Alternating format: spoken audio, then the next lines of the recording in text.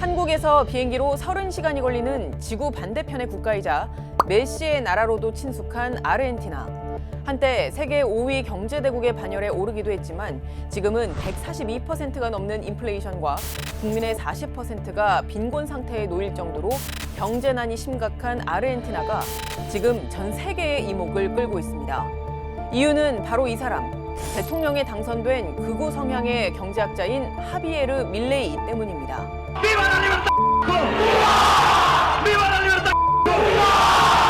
밀레이 후보는 55%가 넘는 득표율로 아르헨티나 대통령에 당선됐습니다. 여당의 세르히오 마사 현 경제부 장관을 10%포인트가 넘는 예상보다 큰 표차로 따돌렸습니다. La situación de Argentina es crítica. Los cambios que nuestro país necesita son drásticos. No hay lugar para gradualismo, no hay lugar para la tibieza, no hay lugar para medias tintas. 그가 괴짜 극우주의자 같은 평가를 받는 이유는 스스로 주장하듯 무정부주의자나 다름없을 정도로 극단적인 최소 정부와 시장 만능주의를 지향하기 때문입니다. 그가 내놓은 핵심 공약은 중앙은행을 폐쇄하고 자국 통화인 페소화를 폐지하는 대신 미국 달러를 도입하겠다는 공약입니다. 우리로 치면 한국은행을 없애고 원화 대신 달러화를 법정 통화로 쓰겠다는 과격한 주장입니다. 이 외에도 장기 매매를 합법화하고 총기 규제를 완화한다는 공약도 내놓았는데 이 공약의 기저에는 총이든 또 인간 신체의 장기든 모두 개인이 가진 자산인데 왜 국가가 개인 자산의 거래를 규제하느냐 이런 인식이 담겨 있습니다. Somos defensores del libre comercio. Somos defensores de la democracia y sobre todas las cosas somos defensores de la libertad. 또 현재 18개인 정부 부처를 최대 8개로 줄이는 등 정부 규모도 또 정부 지출도 줄이겠다며 전기톱을 들고 유세하는가 하면 교황을 더러운 좌파라고 비난하는 등 과격한 언행으로 아르헨티나의 트럼프라는 별명도 갖고 있습니다. 경제학자 출신으로 좌우 가리지 않는 거친 비판으로 인지도를 쌓은 그는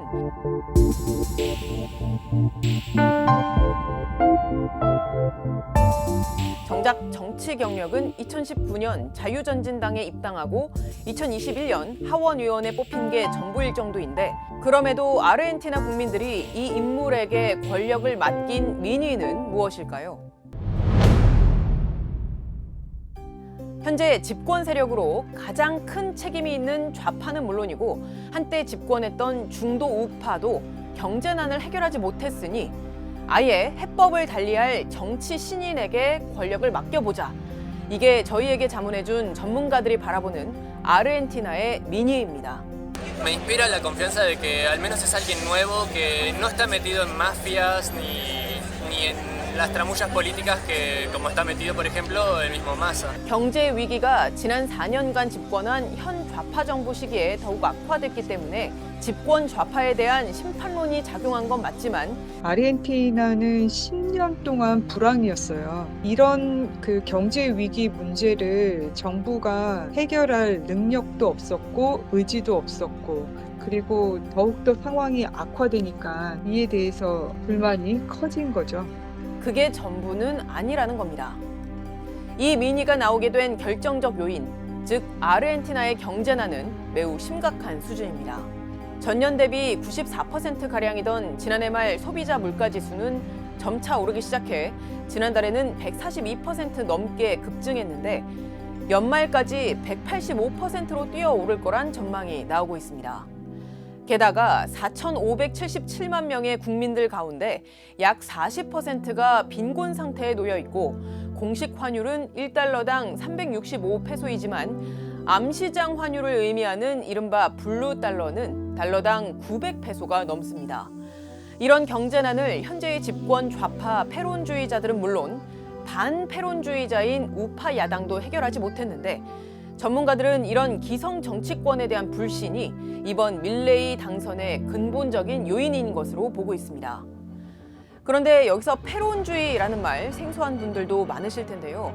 1940년대 처음 집권했던 페론 전 대통령의 정책을 계승하는 정치 이념을 뜻하는데 주로 복지 확대나 임금 상승과 같은 대중주의 정책이 주목을 받아서 포퓰리즘의 원조격으로 해석되기도 하지만 실제로는 스펙트럼이 더 큰 이념입니다. 포퓰리즘의 대명사처럼 여겨지지만 굉장히 집권을 위한 정치 연대 세력이고 민족주의적 성격을 가진 경제 모델이라고 평가를 해야 되겠죠. 전문가들은 이 페론주의의 본산인 아르헨티나에서 페론주의가 참패한 것은 이례적인 일이지만 보다 근본적으로는 기성 정치권에 대한 불신이 그만큼 적나라하게 드러났다고 보고 있습니다. 아르헨티나 국민들은 그 우파 정권과 좌파 정권을 모두 경험을 해봤지만 이 아르헨티나 경제 위기는 반복적으로 나타났고요. 기성 정치에 대한 반감도 컸습니다. 급진적 변화가 아니면은 현재 위기를 벗어날 수 없다고 생각했던 것이 밀레이의 승리 요인이라고 봅니다. 그 밀레이가 유세에서 가장 강조했던 것이 정치 계급이라고 표현을 했거든요. 그러니까 기득권 정치인들이죠. 강한 불만과 분노 그리고 절망감의 표출이었다라고 볼 수 있을 것 같아요. 아르헨티나의 민심이 밀레이 당선인을 선택했지만 그렇다고 그가 공약한 내용들이 전부 다 실현되긴 어려울 거라는 분석이 대체적입니다. 밀레이 당선인이 의회나 지방 정부를 장악하지 못한 상태이기 때문입니다. 지난 10월 총선 결과 밀레이가 이끄는 자유전진당은 상원 72석 중 7석, 그리고 하원 257석 가운데 38석을 차지한 소수 정당입니다. 다 어려운 과제들을 제안을 했거든요. 근데 달러화도 상당히 어려운 정책이고 중앙은행을 폐지하겠다는 것도 이게 실현하기 어려운 그런 정책이고 공공지출 15% 삭감 같은 경우도 만약에 이걸 삭감하게 되면 국민들의 저항이 엄청나게 커질 거라는 거죠. 아르헨티나는 또 연방정부잖아요. 근데 주지사 중에 밀레이를 지지하는 주지사가 없어요. 그러면 지방정부하고의 협력도 많이 어렵고요. 그런 의석도 충분히 확보하지 못했고 기존 중도우파 연합과 선거 연대 과정에서 일부 지나친 공약은 속도를 조절하기로 약속한 상태입니다.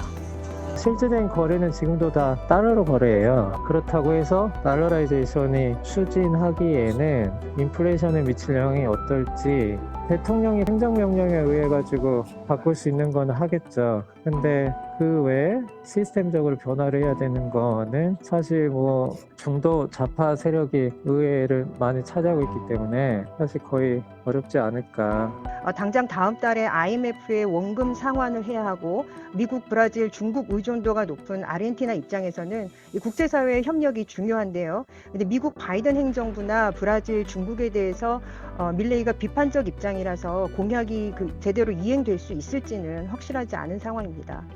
실제로 밀레이 당선인은 선거 과정에서 미국과의 외교를 강화하고 중국과는 거래하지 않을 것이라며 친중국 정책을 폐기하겠다고 밝혔지만 당선 확정 연설에선 모든 국가와 협력할 것이라며 정책 수정 여지를 남기기도 한 만큼 다른 공약들도 일부 수정될 개연성이 있어 보입니다.